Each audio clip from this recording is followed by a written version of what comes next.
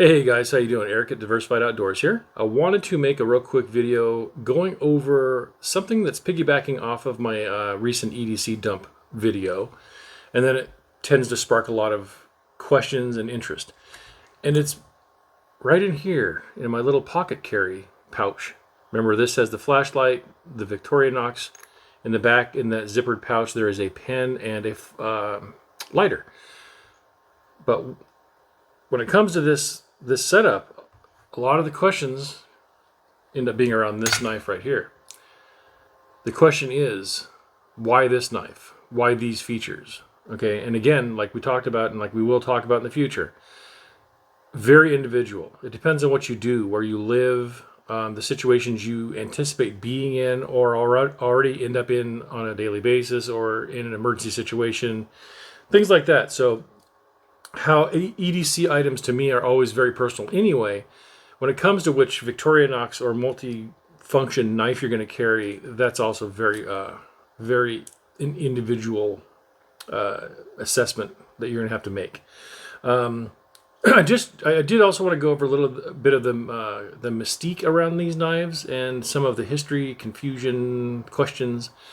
Again, I want to make this pretty quick. I don't want to make this a long, boring video, but enough questions about these knives come up that I thought it'd be kind of cool to kind of talk about that a little bit, and I'll throw some things up on the screen as I'm talking as well. But what I'm talking about is, for example, this knife says it has 15 features or uses, but it only has 12 blades or tools on it. So why the discrepancy? Again, what happens is they a lot of times are stacking multiple features on one, let's say, blade or tool that accounts for like 3 items, even though it seems like it's only 1 item on the knife. So that's why you can get the disparity of 15 features or uses and only apparently like 12 blades or tools coming off this thing. So that's kind of where that comes from. And that makes sense because a lot of times things are multiple uses in the same item. And so that's fair. It's not like they're deceiving you. The other side too, though, is things like this ring, they'll consider to be a feature. Well, most of us wouldn't really consider that to be a feature. I guess, yes, in the zombie apocalypse, you could probably figure out maybe some interesting use for this ring. Maybe you could use it to, I don't know, fasten something to something, or run a line through it that goes onto a tree to make a whatever, you know. So I guess technically you could say that that could have some other use, but for most of us, come on guys, it's a key ring. I know a lot of people actually take it off because it just dangles and gets in your way and it's irritating. So again, things like that do happen with these knives.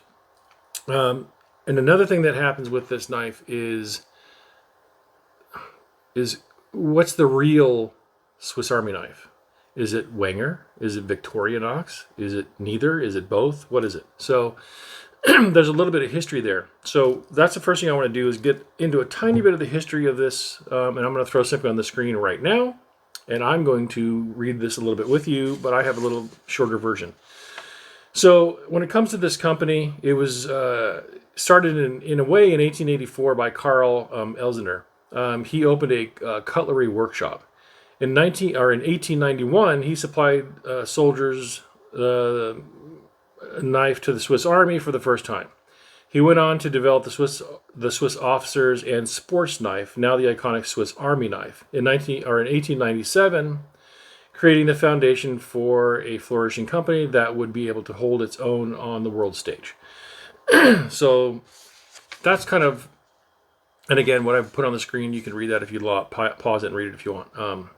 That's, in a nutshell, that's kind of the thing. This company started by one guy, Carl, in 1884. He started making Swiss Army knives for the military in 1891. That's kind of where this all started.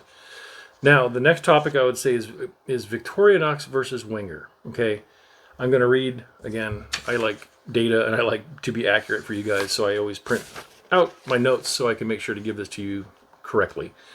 So here's the deal with when you look at the difference between Victorinox and the company Wenger. In 1908, the Swiss government split the contract between Victorinox and Wenger, placing half the orders with each company. By mutual agreement, Wenger advertised, quote, the genuine Swiss Army knife, and Victorinox used the slogan, quote, the original Swiss Army knife. splitting hairs, right? On the 26th of April in 2005, Victorinox acquired Wenger, once again becoming the sole supplier of knives to the military of Switzerland. Victorinox at first kept the Wenger brand intact, but on the 30th of January 2013, the company announced that Wenger brand of knives would be abandoned in favor of Victorinox. So there's the deal on that. Wenger was a part of the original deal. It was the two different companies. Looks as if they got bought, and then Victorinox finally dumped them in 2013. So were they both Swiss Army knives? Yes. So if you have a Wenger or if you have a Victorinox, you own a true Swiss Army knife. But as it is today, Wenger does not exist, and Victorinox is the official Swiss Army knife. Another thing that comes up a lot is how many models are there, because there seems to be like a billion models of these knives, right? Surprisingly enough, I had a hard time finding that number. You think, obviously, with Google, you can just Google it, right? And it'll give you the round number of here's how many models there are. Very difficult to find. I couldn't seem to find an actual, like, here's the number of models. So I did find this, and I'll read you this because this I guess, just kind of gives you the flavor of it. It says, there are hundreds of models of Swiss Army knives, which among their many tools may incorporate attachments such as a saw, plier, scissors, compass, light, tweezers, whistle, fish scaler, file, pen, wire cutter, or altimeter. Models are especially designed for specific users: campers, hunters, computer repairmen, golfers, and handymen. The name has become a metaphor for a compact, ingeniously designed tool with multiple uses. So that's kind of the deal with how many models there are. So how many models? I don't know. Hundreds, apparently. And again, they really have, they really do. I'm going to show you the Fieldmaster because that's what I chose to carry EDC. But I have a lot of these knives. In fact, I even have a Wenger knife, which is funny. Because I always thought it was sort of, and I'll tell you, that's why I brought this up. I always historically thought Wenger was a knockoff brand of Victorinox, and it was like a cheap, fake Victorinox. And come to find out, it's not. It was a legit a legit Swiss Army knife at the time. So if you have a Wenger, it's not a cheap knockoff of Victorinox. It's actually a Swiss Army knife. So it's legit. So that was interesting to find out because I had thought something different my whole life. But I do have a lot of these. I've got ones that are paper thin that literally have like two little tiny blades on it. It's like the gentleman's, or I don't know, you put it in your pocket. It's like a typical very thin knife you would carry like in a suit pocket. Something very thin and non-intrusive and not cumbersome. All the way up to where they've got like the Champion. Now they have like the Champion XXXL, and it's like this freaking thick, and it's like $500, where it's almost become kind of like I guess if you're a collector and you got to kind of have every one of them. The Champion was like they put every single tool, every option available in one knife. Is it useful? No, I can't imagine even holding it in your hand and trying to use a tool on it when it's this freaking deep. Like when I'm saying like this, I mean it's like this, but like that, right? So if you actually pull a tool out of the middle of it, you're going to be grabbing this gigantic thing. I think it's more of a novelty in my opinion.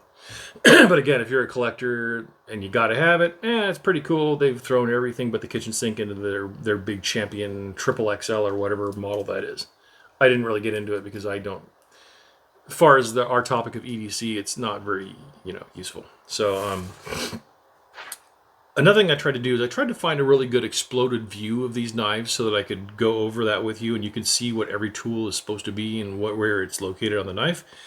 I couldn't find that, but luckily I do design work for a living, so I made my own. So I'm going to throw this up on the screen and we will go over this really quick. I'm going to go over the specs, basically the tools, the dimensions, and the details of the knife, and it'll show you where they all are located.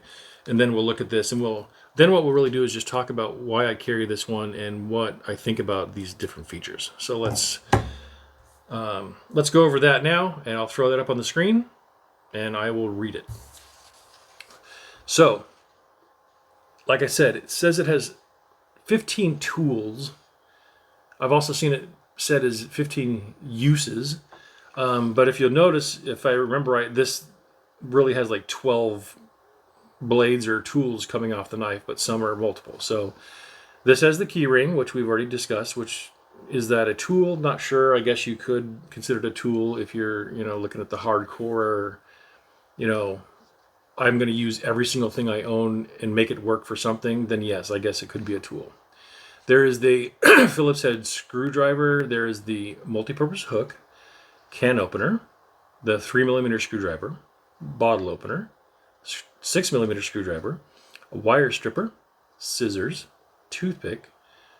This is a 3-in-1, the reamer, punch, and sewing awl, wood saw, tweezers, the large blade, and the small blade. And you will see there that the dimension is, the height is 0.8 of an inch, the length is 3.6 inches, the width is 1 inch, and it weighs 3.5 ounces. Now that is key. Those dimensions right there, that's key to determining if you're going to want to carry this thing every day. So for me, again, it's a little bigger than a lot of people would say they like, but for me, there's a few things that made the difference. And the details, the material is basically an ABS plastic. They call it, I guess, Celador. The blade's not lockable. It's not considered one-handed use. It says the number of features, like we talked about, is 15, and the color is red. So there you go. So that's the big, quick rundown. You can obviously pause that and study that, look at that. And what I've done is I've gone here and labeled each one with the number and the corresponding number and an arrow going to show you the part of the tool. So let's actually look at the tool. Why do I carry this one when it's a little thicker than I would even necessarily like? I can tell you one reason, and it is, and I think I already showed this in my other video. I don't know why I always have trouble finding it off the bat. You think I would be able to find it immediately because it's my favorite tool. It is this saw. I'm telling you, I love this freaking saw. This is the thing about the Fieldmaster that puts it over the top for me. This is, to me, one of the more useful tools, because you could obviously carry a saw, but when you're talking about carrying all these different things on your body, and we're not talking about a backpack or a car bag or a to-go bag or a 72-hour, all these other options. You're talking about what am I willing to carry every day on my body? To be able to have a little saw, to me, it was just, that's, for whatever reason, it just captured me as this is the selling point for the Fieldmaster. This is why when I looked through all of the knives, I kept going back to, man, I want that saw on there, because I know of a lot of situations, especially because I go fishing, I go hunting. This is out like in Missouri. Oftentimes, and I don't know if I brought this up in the past or not on my other video, but like even when we're out hunting, one of the first things you're doing is when you're picking like your spot that you're going to sit for a part of the day, sometimes there's little tiny branches and twigs that are like in your line of sight that you're probably more than likely going to be shooting in. And if then even hitting a little tiny branch can deflect a bullet, and that can turn a miss, or that can turn a hit into a miss really easily. And I've seen it happen with my one of my cousins. He was dead nuts on this deer, and it hit a branch, and he completely missed it. And he's a really good shot. So that just goes to show you, that's why when we get in our spot, a lot of times you're going to just cut out some of these little dead branches that are sitting in front of your path. To me, very useful. So does that mean everything on this knife is useful to me? No. But I'm going to point out, and again, you can look at the picture yourself. Overall, I think that most things on this knife are pretty good. I would say probably one of the other things that I really, really like about this knife is these scissors, okay? These are really, really good, accurate, sharp scissors. And so again, if you're fishing, cutting monofilament line is a necessity, And so being able to use little scissors like this that are really, really sharp and really, really accurate, they're not like the type where you've got a line and you're cutting it and you're doing it over and you're twisting it. Man, boom, it cuts. This is a really, really, really good scissor. So I'd say that's another one that's really awesome. I'd say overall everything else is pretty good. I mean, I will tell you that I use, Well, the little knife and the big knife, I think that's just kind of goes without saying. It's nice to have those. I would argue you could almost get away with not having the little one if you just had the big one, but whatever. I will tell you, don't use these a lot. I don't really. Have you ever really used these wire stripper feature much? Bottle opener, maybe, maybe not. Flathead, not a lot. But I'll tell you what the neighboring tool, not so much the little tiny 3mm flathead, but I will tell you this can opener. So, again, here's maybe a little bit of history into my history.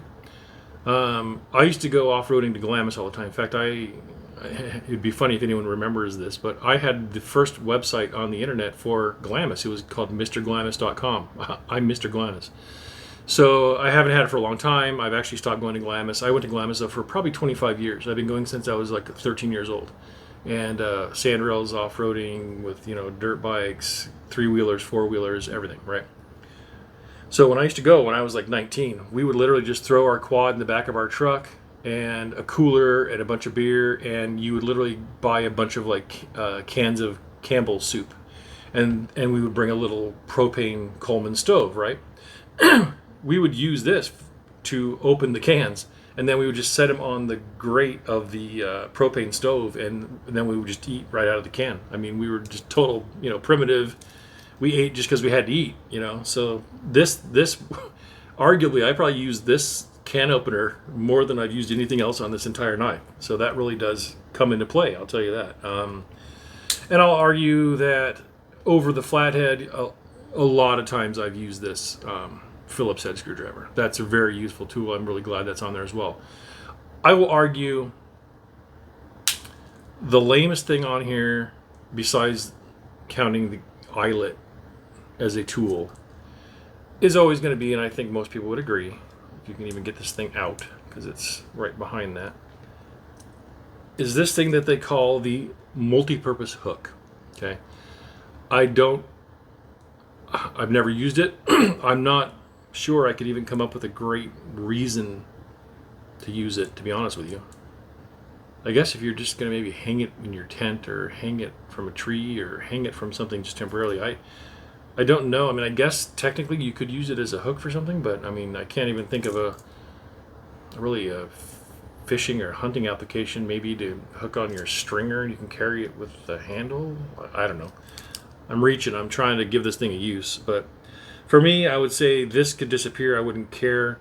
I'd say the little mini blade could disappear. I wouldn't care. This key ring could not be here. Couldn't care less. To be honest, probably the can opener, or not the can opener, but the bottle opener, the wire stripper thing, that could probably go. But the thing is, to keep the features I wanted, where you had like the scissor and you have the saw, I had to go with the Fieldmaster. And then again, this is actually very useful. The toothpick, use that a lot. And these tweezers are surprisingly accurate for little tweezers. Because most tweezers suck. They don't meet correctly, or you're trying to grab like a little piece of, for us it might be a piece of cactus or something. I've had that with my kids a lot, where we go out in the middle of the Mojave Desert and stuff, and they'll lean up against a cactus and you're picking them out, right? Or actually the best way is to use duct tape. But anyway, if you're going to pick them out individually, these tweezers are very fine and tuned and accurate. So I would say these are good tweezers. So anyway, overall, don't need to beat a dead horse on this one. This is the Fieldmaster. This is the original Victorinox Swiss Army knife that I carry. A little thicker than I normally would like. Obviously, I've already listed 3-4 tools you could pull off this thing, and I would be completely fine with that. But like I did note in my EDC carry, if you noticed, given that it's next to my rectangularly shaped flashlight, this thing actually sits just almost equal. So it's actually, given that this is here anyway, this actually works out just fine for me. Because if this was even a little bit thinner, it wouldn't really matter. It's for the most part matching the height of my flashlight, so it's fine. So anyway, that answers maybe the question of why do I carry the Fieldmaster. Bigger question is, what should you carry? What I would do if I were you, go online, start looking through these different models, and there's 3 things I would factor. First thing I'd factor is, what am I willing to carry / how am I going to carry this thing? Is it going in your pocket? Is it going in something else? Can you get away with a much bigger knife, or do you need a much smaller knife based on the way you carry? So one of those factors is, how am I going to carry it, and what size am I willing to deal with to carry something in my pocket, like a knife like that? Second thing I'd factor is, what are the most likely situations that I would run into that the tools on my knife would make the most sense for me. Because there's, like, for example, there's a model that has like a little plier on it.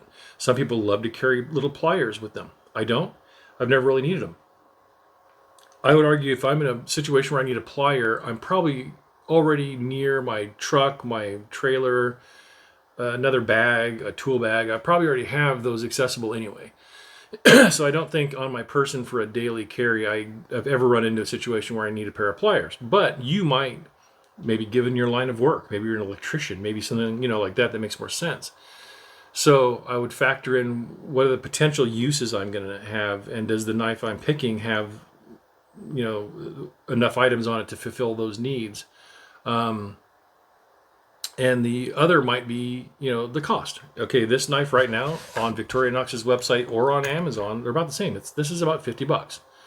So you could obviously, like I said, you can get the Champion XXX for $500 or whatever it is. Or you can get a much smaller knife and they're, in the $20, $30 range. So that could be a factor as well, is the expense you're willing to put out for this item. So anyway, I hope this was helpful. Like I said, go online, look up these knives, go to the Victorinox website. It's a pretty comprehensive website. From what I remember, it looks like they split them into two kind of categories, like small knives and larger knives. But I would just start going through those and start looking at the different features, maybe start jotting down on a piece of paper the features you feel like, okay, I got to have these. And maybe that'll be helpful, because then you can go back and look at your list and say, okay, out of my gotta haves, maybe 3 knives fit the bill. And then you're just choosing between those 3.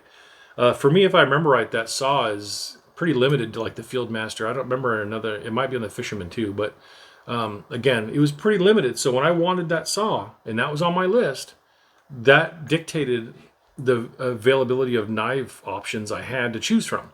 So again, don't be overwhelmed by saying that there's hundreds of models. How am I ever going to figure this out? I think by itemizing your wants and needs, especially by going through their website and looking at the features that the knives do offer, that's going to really whittle it down to a number of knives you could probably count on one hand. So you're not going to be really looking about 100 different variations that might be fitting. You'll really be looking at a handful or less. So that should make it pretty easy to really narrow it down and just determine, hey, this is really the one for me. So again, this is Eric at Diversified Outdoors. Hope you have a great rest of your day, and I will see you on the next video. Take it easy.